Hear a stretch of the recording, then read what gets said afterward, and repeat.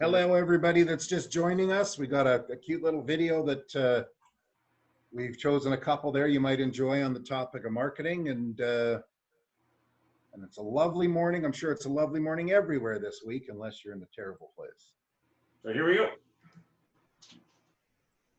Our new website launches in a month. Great work, everyone. Launch means marketing, though. Marketing means content. It means something that's like punchy and shareable and does well on social.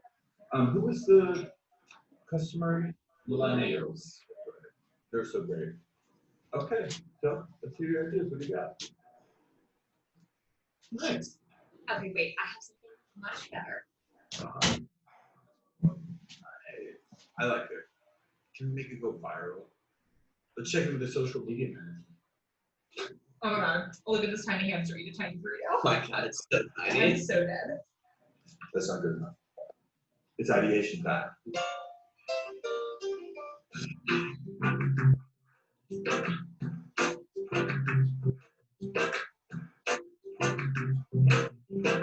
Siri, what does on fleek mean?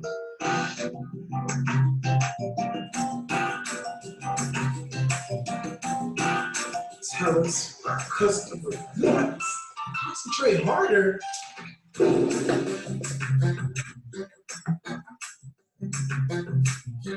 Wait, guys. You know what you've been trying to? Come on, you guys,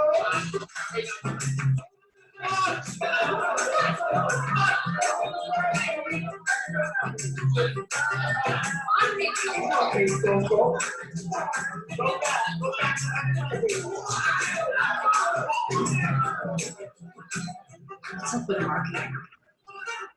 I think this is just how they brainstorm. Seems labor intensive. Yep. What does the marketing team even do? Why doesn't sales act on the leads we just passed them? I see you're on our website, and I was, oh, well, I honestly don't know if we're hiring right now. Ask the sales team why they can't sell. Leads. Just a bunch of kids that signed up for the free iPad. Can't talk now, working on the slide deck. Our solution is revolutionary. Remember, no award is too little or beneath us. Remember, everything everywhere is networking. Yeah. Morning, Chris. How many new leads? Well, we have 72 new Twitter followers. A hot lead doesn't need a lead scoring. Who cares if they open an email with a killer subject line? Killer subject line. I know he's the assistant manager to the assistant manager. He has a lot of influence. We need to be the Google, not the Bing. We are the market leaders. I am a marketing guru. Hey, I'm just a sales rep. What do they even do all day? Always be closing. Always be closing. We have original ideas. Trust me.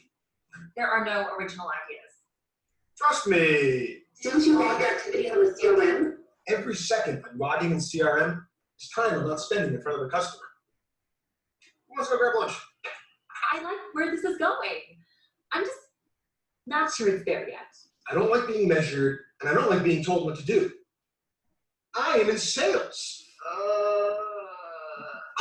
Why is the European team trying to get a piece of my deal?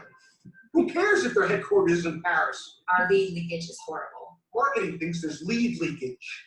You have to have water flow for there to be leakage. 50 points for subscribing to the newsletter, 5 points for opening the email, 10 points for clicking on the link. Huh. This lead is hot. I was told that our project is the CEO's #1 priority. Did the sales rep really wait until 1 week before the conference to let us know that they were interested in attending? 3 customers and a handful of prospects are going to be there. Of course I need to be at this conference. Who cares if this tactic leads to actual sales? It got great buzz. Are they ready to sign a contract today? Otherwise, it's not a lead. You want supporting data.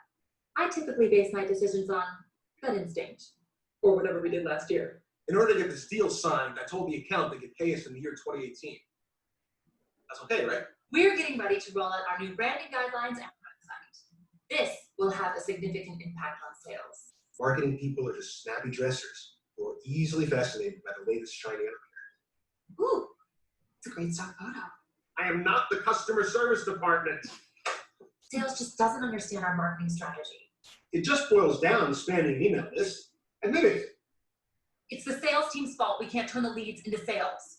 Sales and marketing. Just can't seem to get on the same page. And So until now. So welcome everybody to another week of AutoHub. This week we're talking about marketing, and specifically marketing and sales, because obviously there's always a crossover. These are a couple of books for the week. The Intelligent Investor, Benjamin Graham, he's the guy who inspired Warren Buffett, if you don't know. Never Split the Difference by Chris Voss. Chris is a former FBI investigator who also took the Harvard course on negotiation. Really good book on negotiating if you want to get better at that.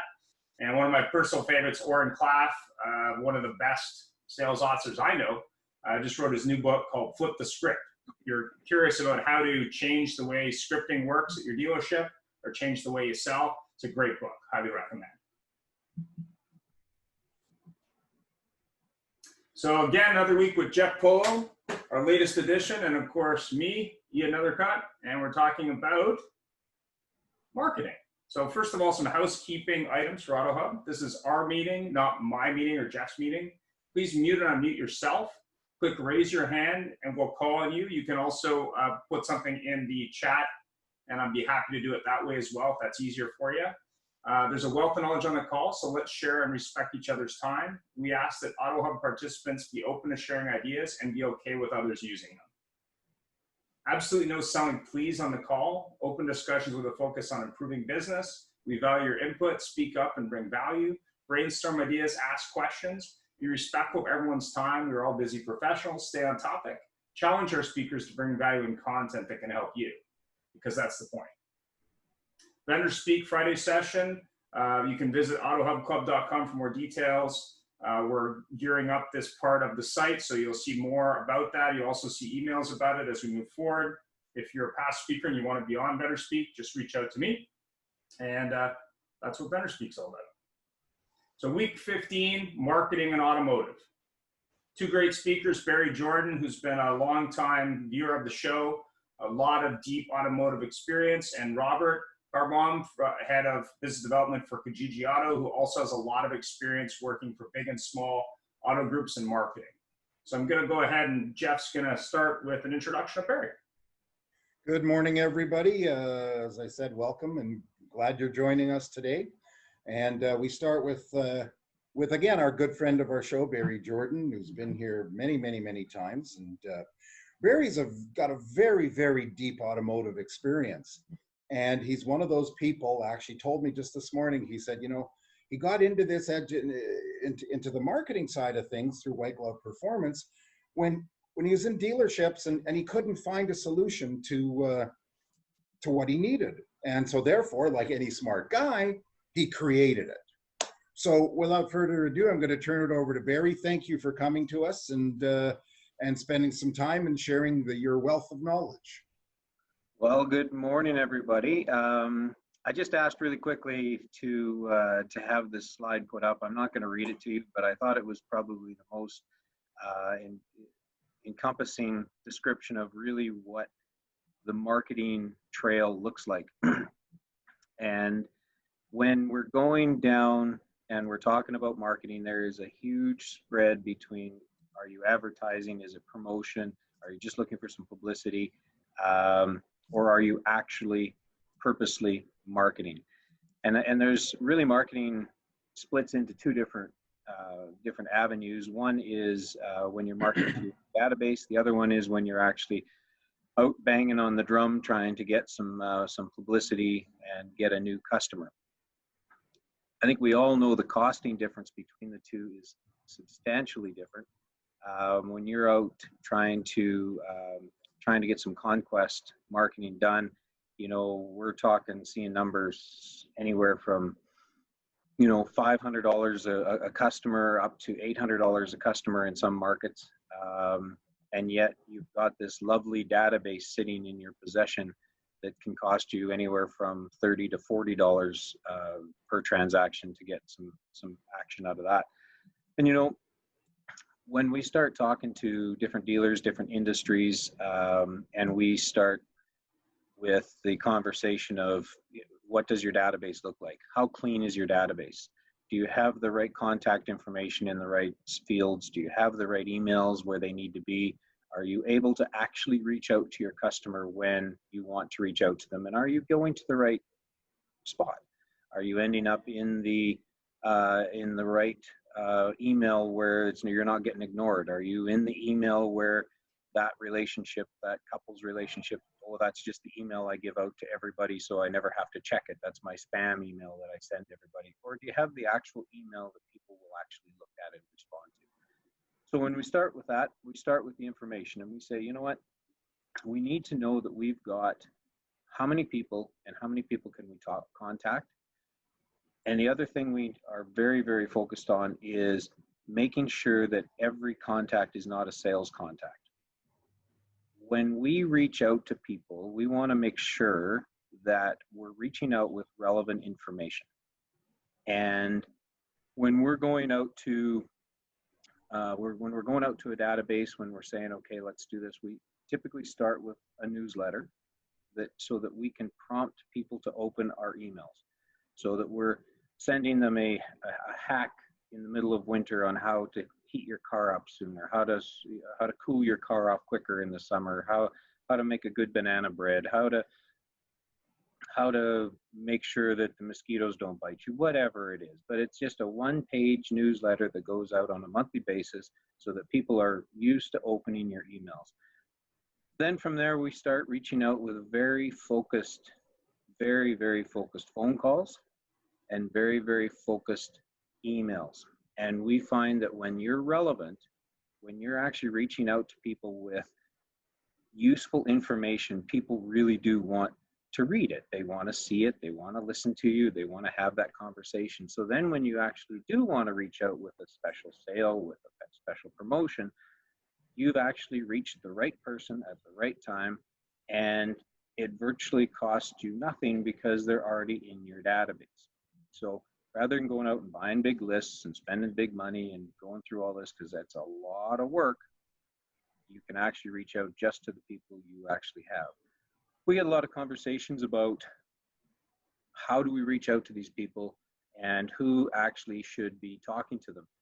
If you're in an automotive situation and you're wanting to reach out to your customers, you should be calling everybody who was in yesterday that didn't buy a car. And your manager should be reaching out and saying, hey, you were in yesterday. I see we didn't put something together. What can we do to help you put that together? When a salesperson leaves the floor, whether they get promoted, whether they leave your store, everybody that they touch base with should get a phone call and say, hey, Salesman Bill is no longer with us, no longer working the floor, he's moved into service, whatever the case may be. Just wondering if there's any unfinished business that you would like us to go over. If you've got salespeople, they should be calling people every time the OEM programs change. Every time that your manufacturer changes your programs, you pick up the phone and you call everybody and you say, good thing you didn't buy a car because things just got better. When can I book you an appointment? When you're calling your lease portfolio, you should have a cadence that everybody falls into. And it's, what is your 8-month program? What is your 1-year program? What is your 6-month? What is your 3-month? What's your 2? What's your 3-week? You should never have somebody showing up at your door saying, I'm here to drop my car off and walking away. When you've got a special event sale, everybody should get a phone call. Did you get our mailer? Did you see it? You should know the neighborhood you're calling. Does it have a centralized mail system, or do they get mail to their front door? You need to know how long does it actually take for them to go check their mail, look at your flyer, and have it in their head that this is going to be something that's going to happen in the future. Then they get a phone call from you and they'll say, yes, I did see it. Or, no, I have no idea what you're talking about. Well, you just wasted a ton of money on a mailer that went to a centralized mail system that nobody's ever looked at.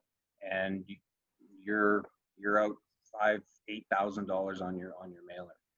So Barry, Yes. why would somebody not want to market to their own database? Because it's very funny, these comments you're making. And I've run into it. I've seen this. Why wouldn't somebody want to do this? I think the biggest thing that people run into is they're either don't have clean and clear information, and some people's databases are fantastic, they're clean, they're wonderful. Others are an absolute atrocious. Some people will say, I've got 8,000 people in my database, but really and truthfully, I can only get a hold of 2. And so it's something that they just put aside and say, you know what, it's easier just to call the newspaper and the radio guy, and we'll do a remote on the weekend, and we'll take a full page ad, and we'll sit back and see what happens. So it's really just, it's ducking from what the real issue is, and that is cleaning up your contacts, making sure you know who you are, and being very strategic on how you hit them. So if you have a 4,000 database, you're not going after all 4,000 every week.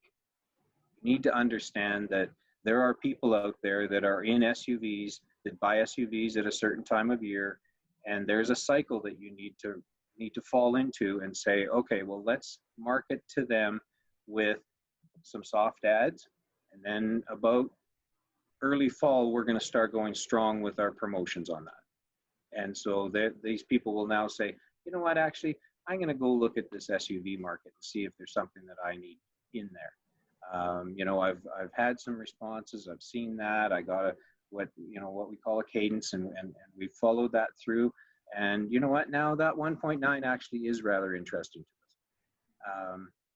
You know, there's some dealers out there that every month they hold a private sale, and they hit 5,000 to 8,000 people a week and say, come on in, we have elephants this weekend. Hey, come on in, we have 0% this weekend. So it's really owning it and knowing what your future plan is, not just blasting it out there and hoping for the best. You know, there's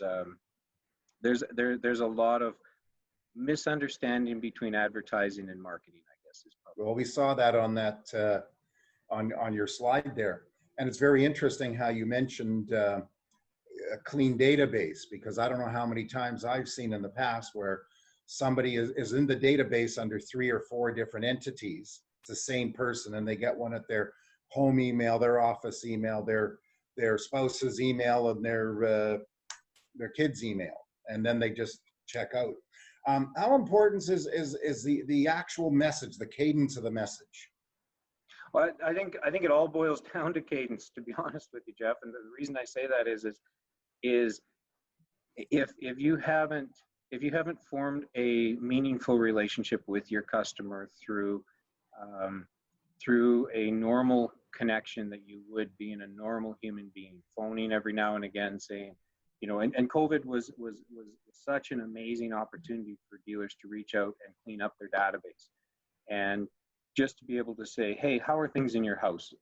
Are you okay? Is everybody still working the way they used to work? Do you need some payment deferrals?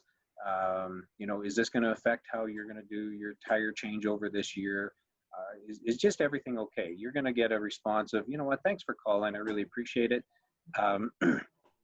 And you're going to have a meaningful conversation with your customers. And when you set up the cadence, it cannot be, as I referenced earlier, you cannot be come buy a car, come buy a car, come buy a car, come buy a car. You're going to get unsubscribed so badly that your database is just going to slowly walk away. You know, you'd mentioned earlier about having the right emails in the right spot, and I referenced it as well. You know, we see, even in my family, I'm the one who looks after the servicing, the maintenance, making sure the car gets dropped off, make sure the tires get done. So for a dealership to have my wife's email is absolutely useless. She does not, that's not how we've split up our tasks in our house. And so for them to have her email and sending her promotional information doesn't make any difference to her at all. She's just going to delete it. It needs to go to me. But if they haven't taken the time to actually figure out who in the household does the servicing, who looks after the maintenance, who looks after this, who looks after that, then they're marketing to the wrong person. And we're not far away from each other, but they're going to the wrong person. So cadence is really probably step 2, I'm going to say, as far as first you got to decide you're going to do it. And then step 2 is, what are you actually going to do? What is the journey you're going to take your customers on to? It's very interesting that you said that, because it isn't just in families. It's individuals, I would assume, that maybe somebody really just doesn't have interest in servicing their car, and they need a more engaging message, I would imagine. Yeah, very instead of a family. So we've got two types. There's many types, I'm sure, especially, from your end, but you've got conquest and you got retention marketing. So how does the costing compare between the two?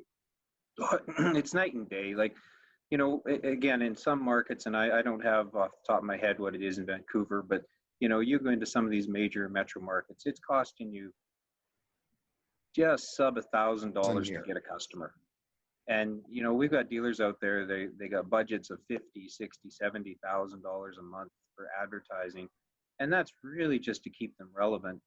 And meanwhile, in the other pocket, they've got 6,000, 7,000 people in their database that are virtually free to market to, and to send these messages out and be able to actually engage them, because you've got all this wonderful information of how many kilometers, when the last time you saw the car, how often they service with you, who the original salesperson was, all this fantastic, deep information that you can reach out to them and say, hey, your previous salesman, Jeff, had asked me to reach out to you because it's been a few years since you bought the car, and he noticed that you weren't going to do your timing belt. And he was wondering, are you going to keep your car, or are you planning on selling it? Because if you're planning on selling them, my used car manager would love to have a look at it. That's a fantastic conversation to have with a client.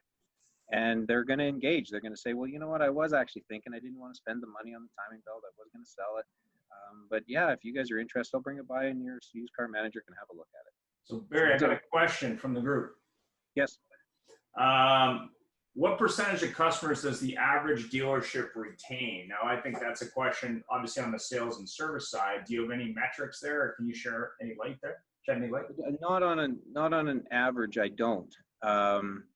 It varies so much. You'll see it jump around from domestic to import. The import buyer is usually much more loyal than a domestic. Because of the way they've marketed, they've all ran around and said, we'll save you $1, come buy a car here. So there isn't really, I would say it has more to do with the individual dealer and what focus they're put on it. Do they have a retention program in-house? Do they have an oil change program? Do they have tires for life program? Do they have something like that? Do they send out a newsletter on a monthly basis? And do they have a fantastic cadence that actually keeps your customer engaged? And we get to the point in some of our dealerships where the customers expect an email from you.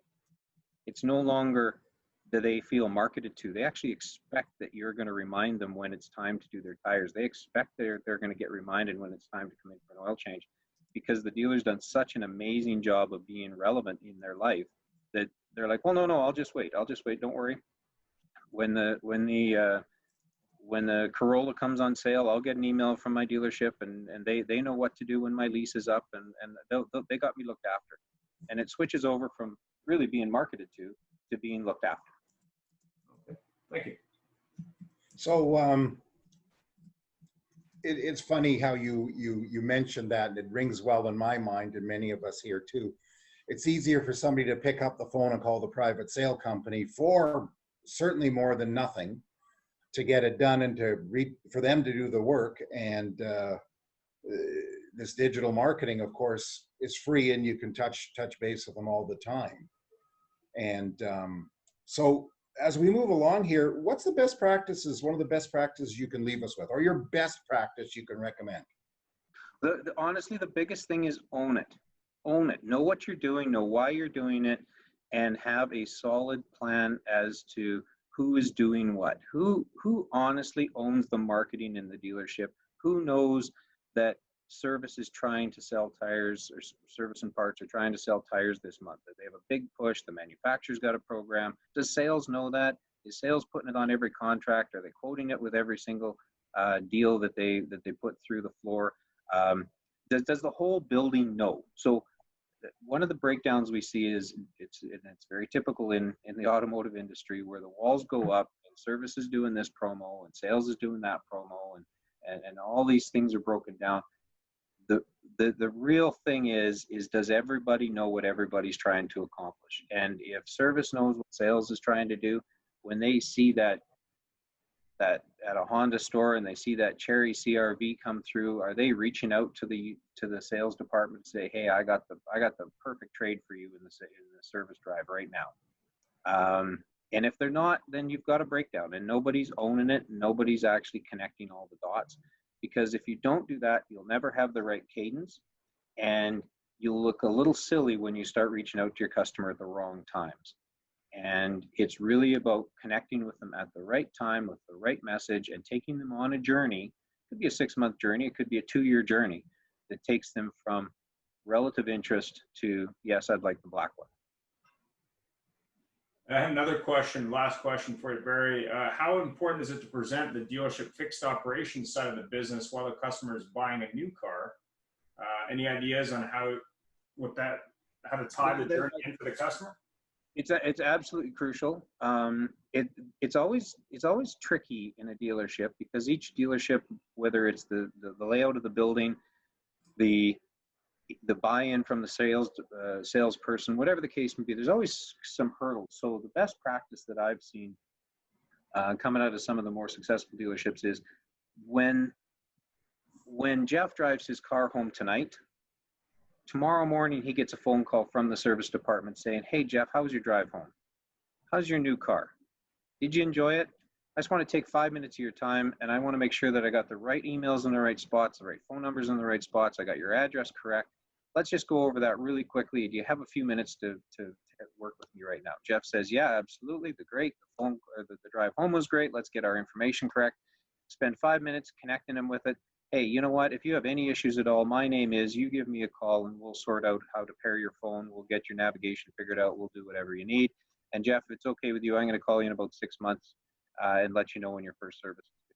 Also, Jeff, next week we have a new owners clinic we'd love to invite you to. I'm going to send you an email right now to invite you to that. Just RSVP if you could to that, and we'll get you enrolled. We now have Jeff in a position where we have all the right information. We have him invited to our new owners clinic, and we've told him that in 6 months we're going to call him and tell him when his first service is. Yeah. Okay. Jeff is now, he's bought in. He's rolled in. He's like, good, these guys got it. I don't need to have a part-time job of how to maintain my car. My dealership is going to look after me. They're going to look after me on that level. Thanks, Barry. So I'm going to bring Robert into the conversation. If you don't know Robert, he's the head of business development for Kijiji, an eBay company.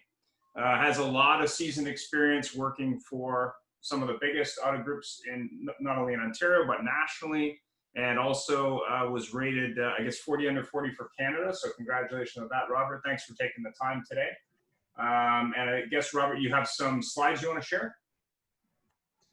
Yeah, thank you for having me. I just want to say I love the hairstyle theme that's going on here. I feel very welcome with everyone, almost everyone, and thanks to Barry for the great presentation and prior to.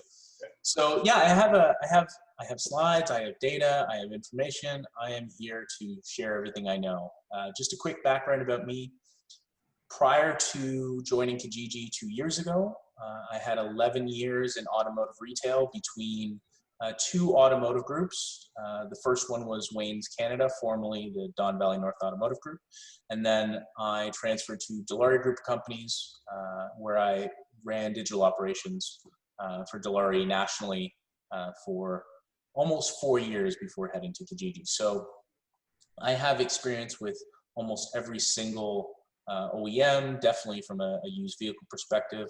And in my career, I've done everything from sell vehicles to change oil to write service orders to do marketing and analytics, CRM, everything in between. So I have a pretty well-rounded base in terms of automotive retail. So I'm happy to share any information that I can today. So just a first little spot, if I could steal. I'm just going to stop share so you can share. Is that cool? Yeah, fantastic. So let me share my screen. 1 second. That's what I'm looking for.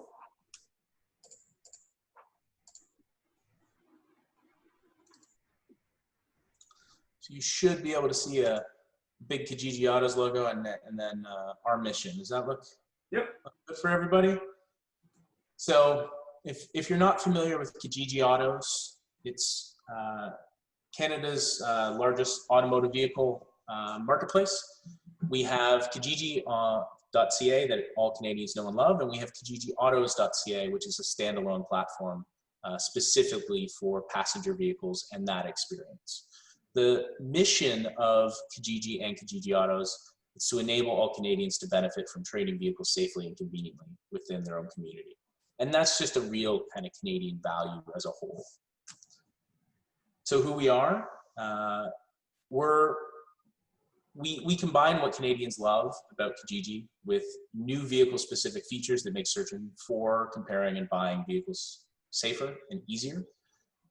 We're the most visited automotive marketplace in Canada, and we have tools to really help dealers navigate this new and ever-changing world of digital retailing and automotive selling in online. Specifically for COVID, some of the things that we did very, very quickly, we did everything we could to support our dealers. We waived listing and feature subscription fees for a number of months, and we extended payment terms, which dealers are still reaching out to us today and thanking us for assisting us, and we were just happy to do so because we know that helping the community helps everyone involved, all the way from the customer to the dealership. And we very quickly developed new badges that help dealers identify where they were in the COVID process. So dealers could easily identify if they were open for service, only open for sales, if they had specific cleaning processes in place, if they had at-home delivery, if they had online financing, that type of thing. And that really tremendously helped out our dealerships and our buying customers during the peak of when COVID was real scary, and no one really knew what was going on. Our goal was to inform consumers as much as possible and help dealers to do that. And these are the response badges as a whole, and we found these were extraordinarily helpful, and we're very happy to provide constant iteration on ways that we can help dealers. And when COVID is transitioned out, we're going to use this technology and adapt it for ongoing, because the automotive landscape is not going to be the same. It's not something that is going to kind of fall back into old habits. There will be some permanent changes in the way that people sell cars going forward.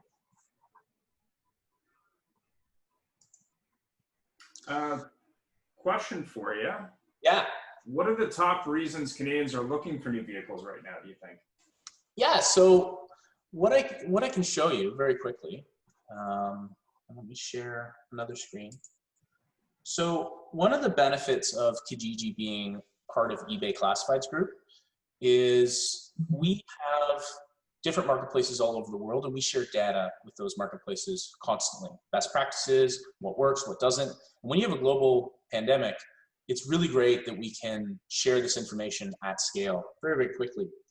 And one of the other things that we did as part of this is we did a study with eBay Classifieds Group. I'm just going to pull this up here. Actually, can you see the screen with the overview of participants?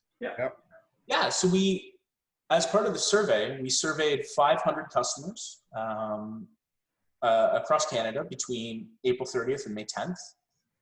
And we wanted to ask them a number of questions, specifically, related to COVID and where they are in the process. So to answer your question, Ian, what were the key takeaways? What are consumers looking? What are the number one reasons that they have to buy cars today? And what we found is one of the most important reasons was the same reason that everyone needs to buy a car. Someone needs a car to go get groceries, to drive to and from work. If someone still has to physically leave the house during COVID, taking care of loved ones, going to visit loved ones, all of those reasons to buy a car still were the same. We had a pandemic that adjusted what people could do, but the demand of those vehicles remained. And what we saw as things started to get better and different provinces started entering different exits of COVID, we saw those sales pick up really frequently. The other reasons that we have that dealers that consumers are looking to buy cars, we have a few new reasons now. So there are some individuals that are looking for alternatives to public transportation. Public transportation isn't as safe as others perceived it to be. There's an interesting article in Automotive News that came out this morning that specifically talks about that, about people in urban areas are less likely to want public transit and feel that they are safest inside of their own vehicle, and that may cause a surge to accommodate for those situations. And then at the same time, you have people that may have additional income that normally would have been spent on things like travel or daycare, for example. And if you can't travel anywhere, if you can't, go on your yearly trip to the Caribbean or to Europe, what are you going to spend that money on? And one of the things that we're starting to see is that consumers are looking for a way to pamper themselves and to travel. So, hey, let's get maybe a nicer vehicle than we were originally anticipating, or get into a vehicle sooner. So those are the key reasons in which we see consumers that are looking to buy cars in this post-COVID world. And I have a question from the audience that it shows that there's a huge backlog out there. Is that correct? Yeah, because the demand largely hasn't gone away and people were prevented from proceeding, there definitely is a backlog, and dealers have been taking advantage of this. One notable example, I was looking on LinkedIn the other day, there was a video of a gentleman named Marco from Hardy Queensway who sold 44 vehicles in a month. And he did a quick video to showcase what that was all about. And it was largely, I think, I have the number, 36 of the 44 were sales that originated either from an e-lead or a phone call. So that speaks to this kind of changing reality that dealers have to come to terms that the majority of the sale is moving outside of the dealership. And this is not just, COVID related. It's not like it's going to go back when, everything's opened up and people can cut their hair again. The reality is that this has been a catalyst to change the mentality, like push it further. And now you're going to have more of the deal happening outside of the dealership than you are going to have the deal happening inside of the dealership. And how do you think dealers can keep their leads warm? Obviously I've talked to dealers who are using things like Microsoft Teams.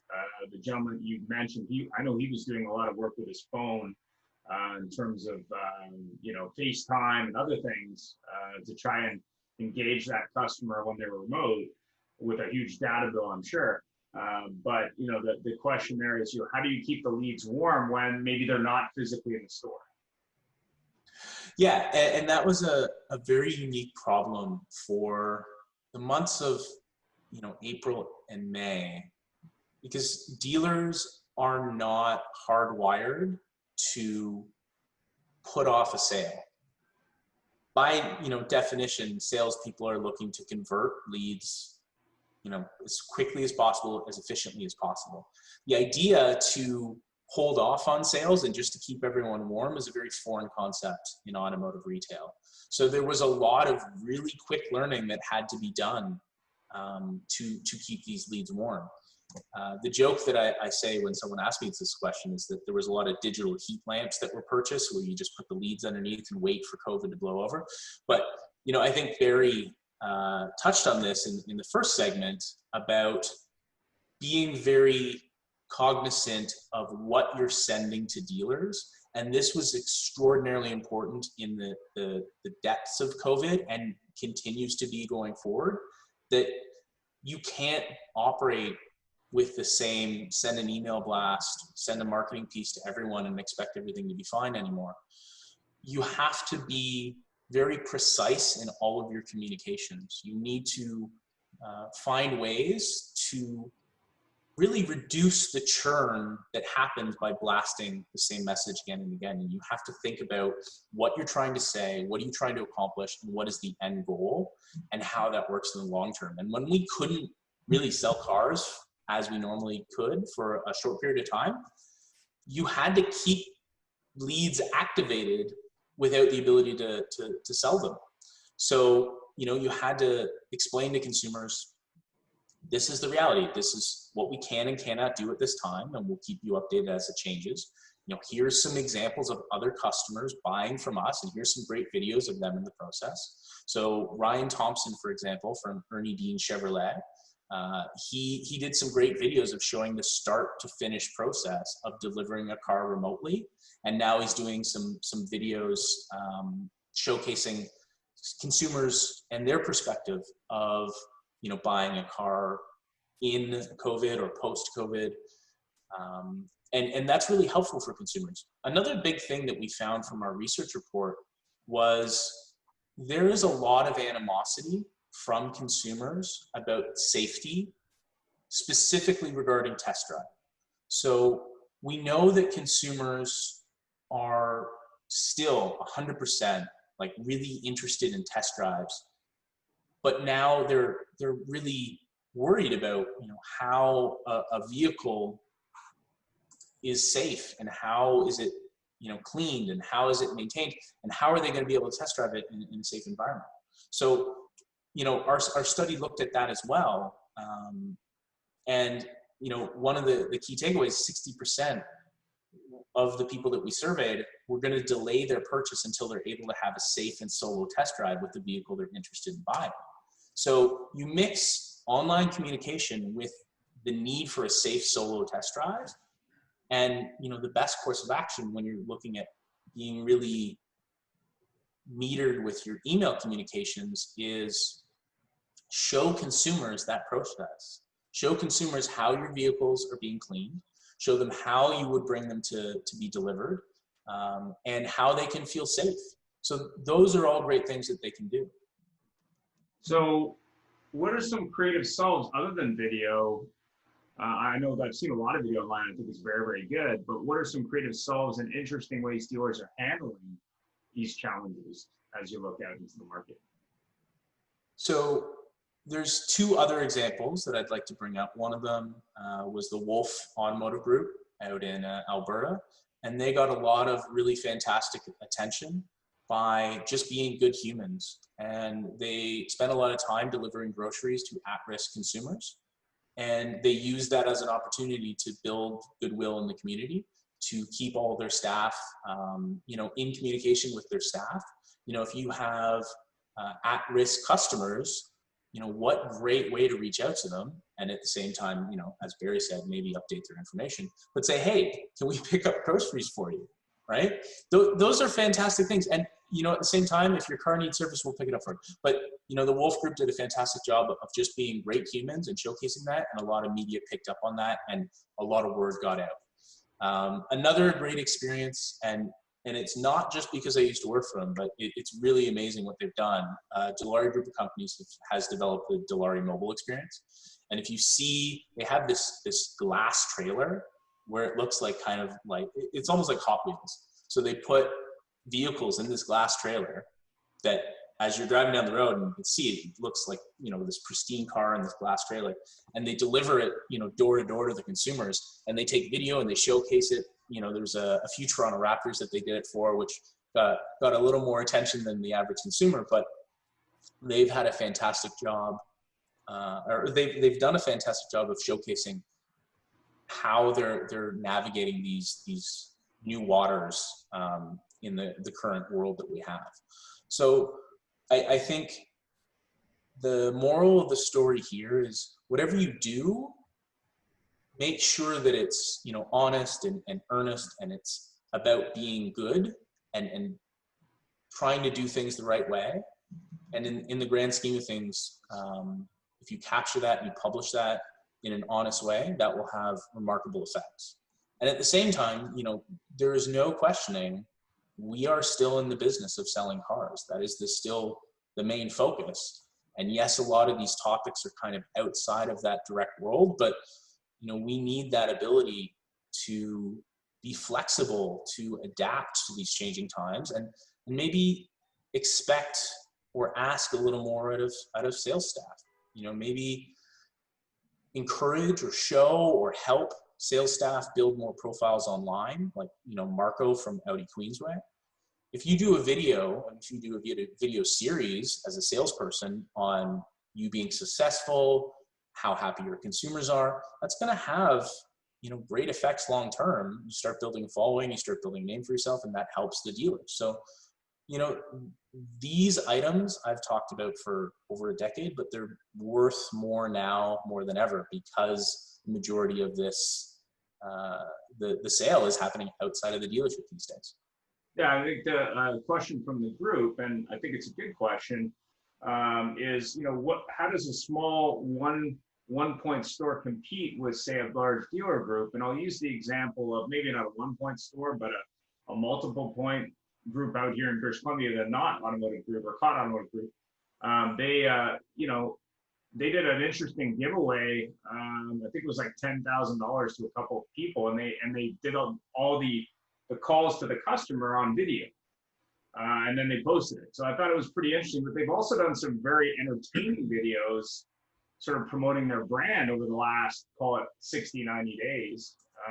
That it's really part of a larger strategy. And I think you could do that as a small dealer group, like Car Farmers, for example. That's a small point. And I've worked in the biggest of the groups. And when I started with Don Valley, they were still pretty big, but you know, they were at the time 4 stores when I first started there. So I've seen kind of both sides of it. When you're a mega group, it's hard to do things because size, right? It takes a lot of firepower and a lot of momentum to move a cruise ship. Whereas if you're a small little speedboat, you're a lot more nimble. You have a lot more empowerment to do what it is that you think is the right thing to do. And you know, Ernie Dean Chevrolet is a perfect example of someone who's, you know, standing toe to toe with any dealer group or any size by just doing things the right way. So, you know, sometimes it's easier for a smaller store. If I could just interject and support you on that a little bit. I think one of the things that is different, and you've worked in some of these groups, so correct me if I'm wrong, but one of the biggest differences is the big groups can actually have one person that is their job. It is not the sales manager's job to do it kind of between the 10th of the month and the 20th of the month. And then as month end rolls around, he gets distracted and he's got to go back to selling cars and doing all this kind of stuff. They actually have somebody who's got an ability to lay out a plan for the dealership, for the group, that's a unified voice, and actually can focus on that all month, all year. That is just what they do. Is that a fair comment? I would say it's half of a fair comment, because yes, that is very true. Bigger groups can afford maybe a marketing person, maybe a video person, that type of thing, for sure. However, you still have to get engagement from everyone else at the dealership. And while it's easier because you have a full-time marketing person, you then need to get buy-in from 18, 50, 75 individual stores. And that's where the lift becomes problematic, because yeah, you may have a single person running marketing, it's not easy getting 12, 15, 30 stores to agree. Nigh impossible. So there are different challenges, because if you as a group are pitching a concept, you have to make sure that every store is 100% on board. And depending on the makeup of the group, sometimes that's not possible. If you have groups that general managers have stakes in ownership, for example, and they have autonomy to make their own decisions, really hard to get buy-in, no matter what. If you have a group where everyone, sings from the same song sheet, you still have issues trying to roll something out universally, especially when you are looking at different brands across a group, different OEM mandates, different brand strategies, different software that's being pushed. So in one sense, it is easier to maintain headcount, but it's harder to execute as a result. Yeah, I mean, if you look at what Chris Reyes is doing, he works for an Auto Canada store. He's pretty much, even when he was working for a one point Mitsubishi store, he was constantly putting out content as a sales manager and building the store brand. I don't know if that's in alignment with Auto Canada at all, but he's always out there, spreading the word. So I think a lot of it is just having that initiative. I mean, getting agreement is, very difficult, especially with a group with, call it 80 stores. I mean, even with a small group with 14 might be challenging, unless the senior management really mandates it, and even then it can be challenging. I have a final question for you though. What are some of the must-dos for dealers during this time? Yeah, the must-dos are very similar to the must-dos that you've been hearing in any sort of digital automotive summit, talk, white paper, conference, etc. Except now you really, really, really, really need to do them. So, as customers are spending more time online making those decisions, expecting more of the deal, you really need to make sure that your online presence as a dealer is as good, or if not better, than what your experience is in the store.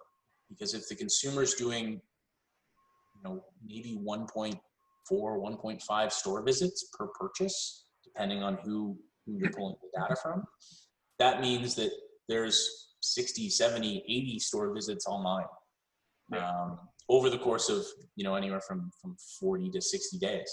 So when you have your inventory presented online, it should be at the same level as your salesperson on the floor doing a hood and trunk.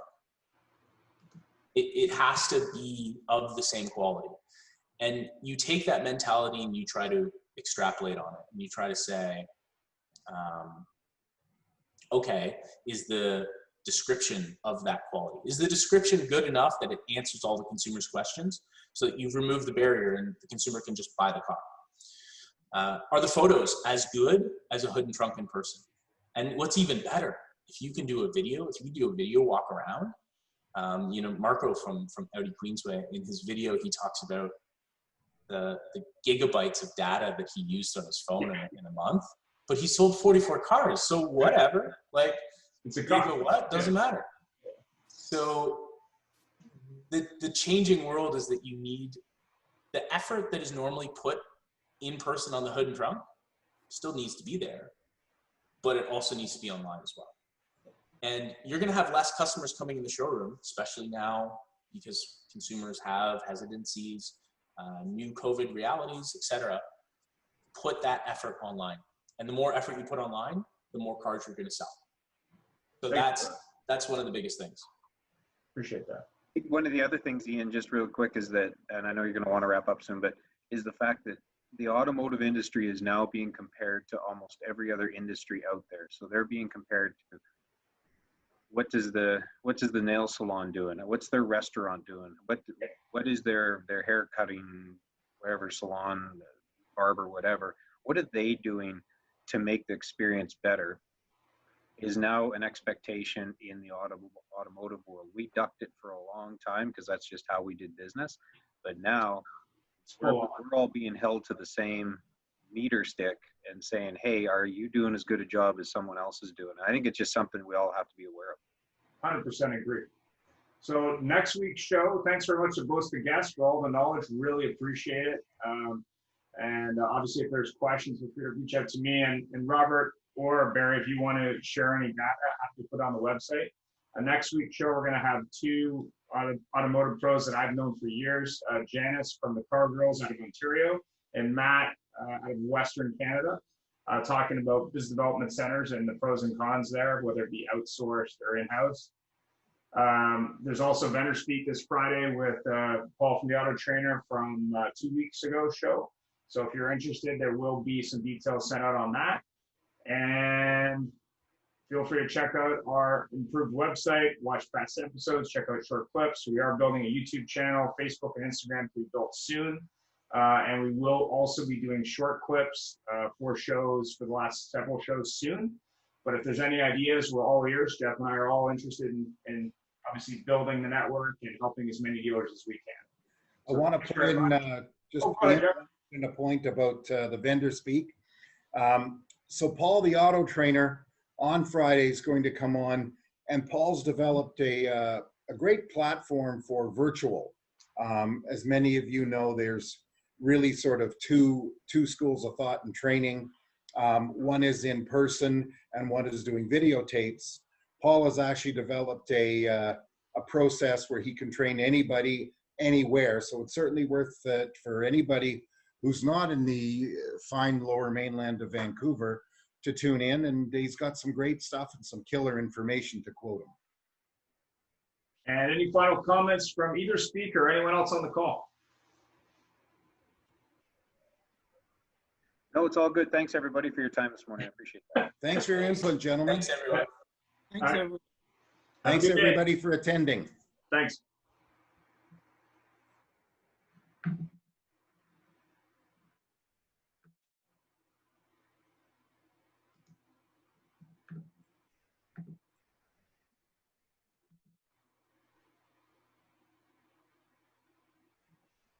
I understand the meeting, Jeff. We can talk after. Okay.